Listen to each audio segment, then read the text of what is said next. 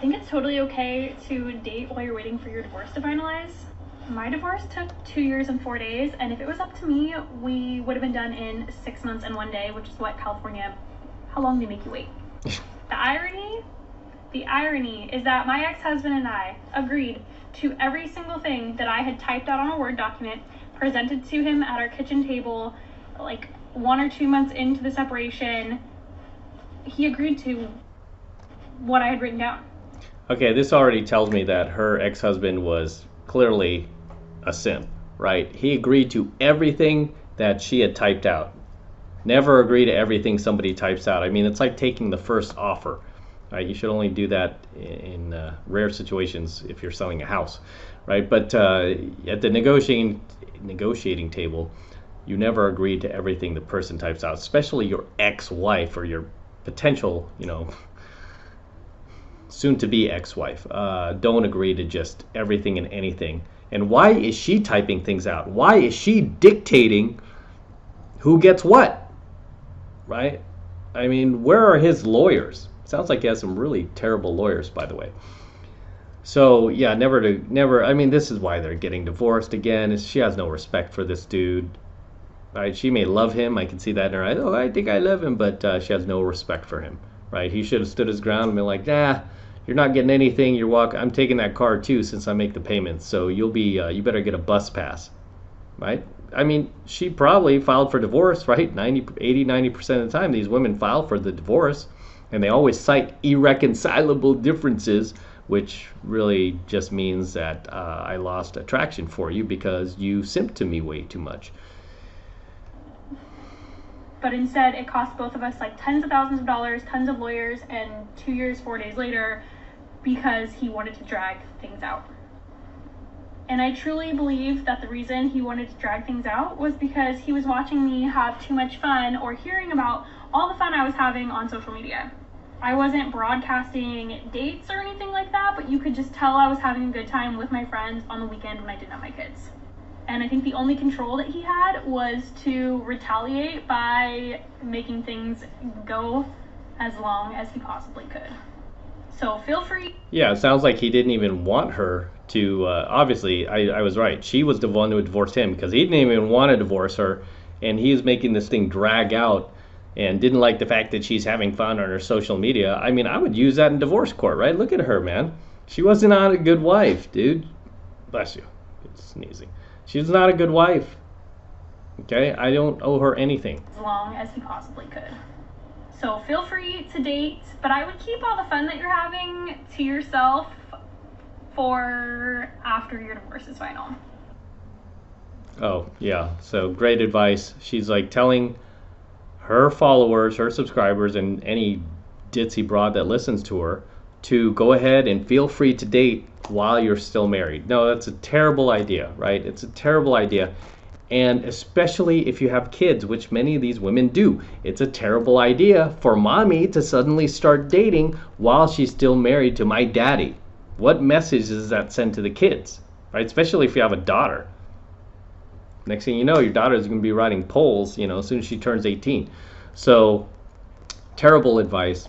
And I'm not surprised these modern women today encouraging women to date while they're still married. I always like to run this in reverse, right? Let's run this in reverse. What if it was a man on his social media, which I have not seen? It's always all women, right? What if there was a man on his social media saying, hey guys, while you're still married, dudes, it's all right, man. Go out there, start dating, right? You meet some cute chick at the grocery store, whatever. Damn, start dating her, man. Just don't be public about it yet. Wait until the divorce is after. That dude would get so much backlash, right? So you see the double standard here at play. All right, next clip. Here we go. Whenever I tell someone I'm going through a divorce, they almost always ask if I'm dating. Well, the answer is yes, I am. I actually have a date this Friday at the movie theaters with myself. I'm dating me, myself, and I because I don't know who the hell I am, and I'm trying to figure that out. I guarantee she's not going to movies by herself. I think that's just for optics. I mean, yeah, most of these women cannot stay single for more than 2 seconds. They're like, freak out, I'm alone, I need validation, I need somebody. You know, they can't just be alone. At least these damaged women, right? Good women can be alone, but not damaged women. And you notice how these divorced women all kind of sound the same. They all kind of have this obnoxious voice tonality where they're speaking at you and not to you. Does that make sense? They're constantly like in your face, and that is just not how a lady should act. That's not how a woman should act. That's just classless behavior, and we need to bring back finishing schools for women where they learn to act like a lady. But of course that would be very patriarchal these days and very misogynistic, right? But we need to bring that back. It's always nice when the woman is already like that and she doesn't need to be trained. Okay, next clip. Let's listen to this woman. She's a bit more based, I believe. This is a pretty bold statement, but when I'm in the car line, I feel bold. So here we go. If you are going through a breakup or a divorce, do not start dating other people right away.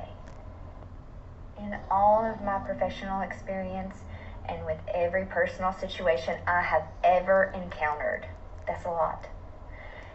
Everybody who starts dating very soon after a divorce or breakup, like before the divorce is final or really within 6 months, okay, of a breakup, one of two things always happens. And I do not like the term always, but I am that confident that these two things will happen. One of two. Number one, you are dating because the pain of being alone and of detachment is temporarily band-aided by the attention of someone new. Yep. And guess what? Rebounding. When you are unhealed, when you are carrying the pain of a past relationship that you have not fully processed and dealt with appropriately, you will be attracted to people who remind you of the painful past partners, and you will mistake your attachment wounds being triggered for chemistry, and then you end up in another bad dysfunctional relationship, and you have pain on top of pain. Okay? Yeah, I mean, some women are pretty based like that. So yeah, good for her. No surprise, guys, she's got a rock on her finger. You know what that means? She's married, right? It's only this good advice is only going to come from married women or happily married and still married. Because obviously you notice she sounds very different from the first two women we just talked about who are divorced, right? These married women, it's like night and day talking to a married woman versus a single woman at the same age, over 30, right? It is like night and day. But yeah, she's right. And also, just to add to what she's saying here, when you rebound, you get in a rebound relationship, it's unfair to the dude you're rebounding with, because he thinks he's got himself a girlfriend. He thinks like, oh yeah, finally, yes, I've got somebody. I've been single long enough and I met this woman. And you're not really in it for him. You're just in it to heal yourself. You're in it for selfish reasons. And then you will repeat that cycle endlessly until you decide to be alone and to heal your attachment wounds. Scenario number 2. You do meet a great person who's healthy, secure, ready for a relationship, and then when they do not subconsciously trigger your attachment wounds, you will find them boring. You will find that you are deactivating and you are not necessarily super attracted to them, and a good person will be hurt by you. If you have any sort of anxious attachment, any sort, whether it's fearful avoidance or anxious preoccupied attachment, you will be dating for the wrong reasons shortly after a breakup. You will be dating simply to try to ease the pain of a breakup and of being alone. And you cannot heal your attachment wounds while you are actively trying to develop a new relationship and you have unprocessed, or you have left that pain unprocessed from the previous relationship, okay? You have to do focused work, and the big part of that work is learning to tolerate being alone. Anxious people can't do that, and so they jump into relationships, and it's just going to be an endless cycle of pain for you or someone else until you do the work. If you need help during the work, you can reach out to me at datingdecodercoach@gmail.com. Yeah, I like her advice. And she's right. However, she's not really going to get many female clients because they don't want to hear good advice, right? These women, these modern women, do not want to hear, advice that can actually help them. No, they want to be lied to. So instead of going to her, you know what these women will go do? They're going to go straight to their therapist, grab their little credit card and tap it. Okay, tell me what I want to hear. Tell me I'm great. Oh, tell me, what's the exercise? I'm great 25 times a day. Writing it down. That's why these therapists are raking it in, right? And that's why most women today are flocking to become therapists and get licensed so they could give these damaged broads, rotten advice, and just basically you just tell them what they want to hear. You don't even have to give them advice, just tell them what they want to hear. Just make sure their credit card payment goes through, and if it doesn't, if it's declined, then you can tell them what they don't want to hear. You can tell them the truth. But very, very interesting situation we have with these divorced women, right? But as always, gentlemen, drop your comments below. I'll see you in the next coaching video. All right, this is M from the 33 Secrets signing out here with the Lamborghini. Yes, it's my Lambo. Go to Matt Cross Official, my IG, see the entire process of me purchasing this vehicle. Took about 2 months to close, and the same guy who delivered my DeLorean also delivered my Lamborghini. TJ at Florida Exotic Transport. If you ever need to transport a muscle car, exotic car, he's your man. So very excited about this vehicle.